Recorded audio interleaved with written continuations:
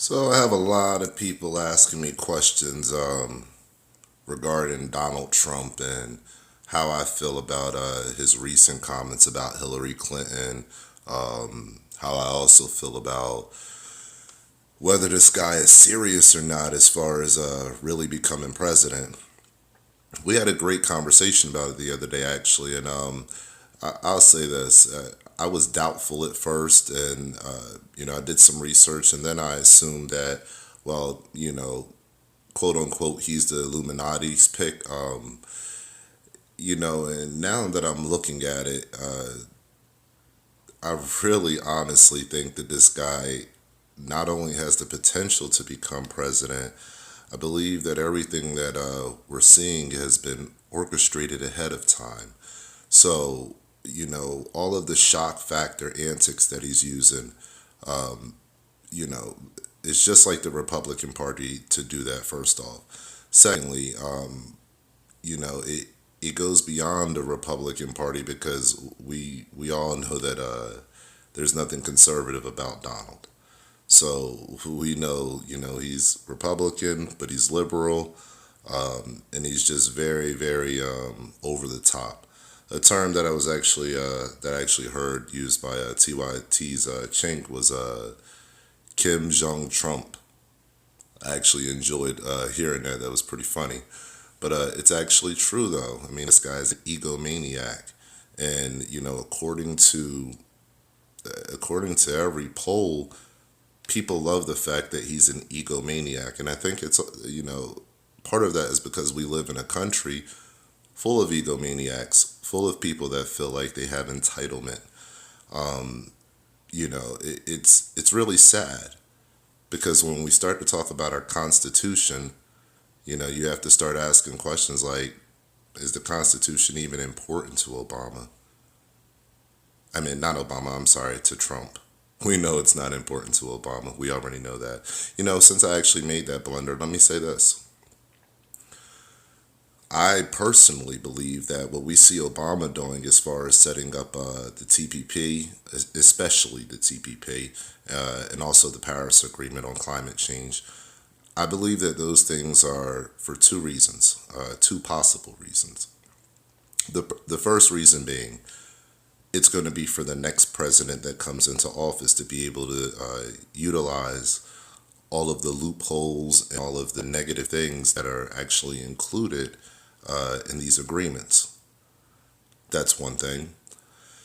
The second thing, which is more of a long shot, but we just never know under this current president. But the second thing would be, what happens if what happens this upcoming year in 2016? See, I'm reluctant in saying this because it's serious. What happens this year in 2016 um, if we see the voting booths, the voting polls, um, voting stations all around the United States being threatened with terrorist activity? Look at all the rhetoric that we're hearing right now. Look what's happening in other countries. So I heard something about 6 months ago about the 2016 elections being canceled, that Obama would cancel them. I took that with a grain of salt because there's a lot of conspiracies out there, and, people say things, but there's no real solid proof. But, fast forward 6 months to now, and I'm looking at the situation a little bit differently, and I'm starting to question myself, well, what if the elections do get canceled? Then all of these bills that Obama has passed and these agreements that he's agreed to, world agreements, well, these things will be in his control, in his power, under martial law, um, especially, if he exceeds his two terms. So I'm keeping my eyes open. We're in a very volatile season, politically speaking, for our country, also economically speaking. All of this, this political sideshow is really taken away from where we are economically right now as a country. There's so many people that are hurting. They're poor. We're hurting. We are really hurting. I watched Vladimir Putin give his speech, I think about a week or two ago, and he was, forthcoming about, the economic disparity happening in Russia right now. They're hurting. They're hurting because of the sanctions that the United States placed on them, and those sanctions are really starting to hurt now. So, I know Russia has new agreements with China, and they're building their new monetary system with new oil agreements, but they're still hurting. So a lot of this hurt is going on because, no, not because there's not enough money in the world, but because there's too much greed in the world. There's more than enough food to feed everybody, more than enough money to feed everybody, more than enough assistance to take care of those who may mentally or physically need help. But if you listen to these leaders, whether they be politicians or billionaires, they'll tell you the exact opposite. We're poor. We're broke. The Democrats did it. The Republicans did it. America did it. Russia did it. ISIS did it. There's so much rhetoric, and what they, the way you can be able to tell what's going on and how to always stay in the middle is don't ever be too quick to make a decision. When one side is pointing at the other side and the other side is pointing at the other side, you stand in the middle and you look at both sides of the fence and you figure out what's going on for yourself. See, the divisive nature of our world governments now. I'm not just going to say United States government, but our world governments now. It's just showing you how to blame Assad, blame Putin, blame Syria, blame anybody you can think of, blame them. Okay, so we have to stop playing this blame game. We as a people have to get back to the community thinking. We have to get back to building amongst ourselves. We can't go to these politicians and expect them to do anything. They're corrupt. They're bought out. Their seat is paid for.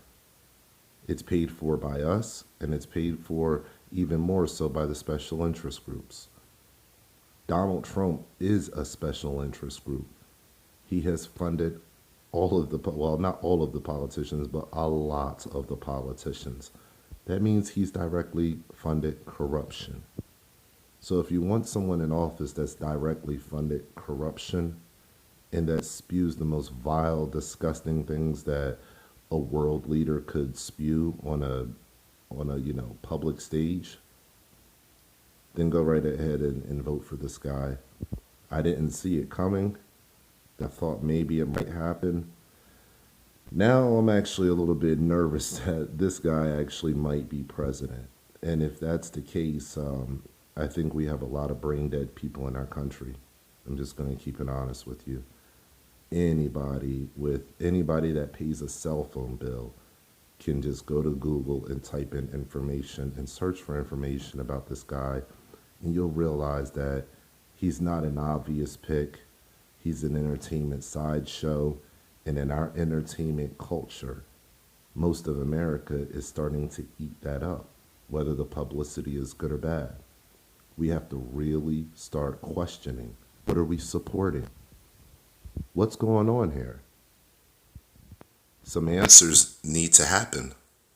Okay? I mean, we can't keep going on like this where we're just letting this guy say and do whatever he wants to do and there's no repercussions for it.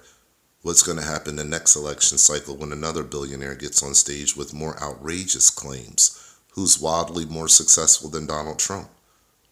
That's where we're going, guys. Where's the point of no return? Because I feel like we're quickly approaching it. All right, you guys, make sure you tune in to Anon Radio Live. That's www.anonradio.live. We're going to be coming up with some new shows here soon. Make sure you go to whoissincere.com. Follow me on Twitter, Sincere Speaks. And if you want to go ahead and save and make some money, follow me there on secretnewworld.com. As always, guys, stay alert, stay alive.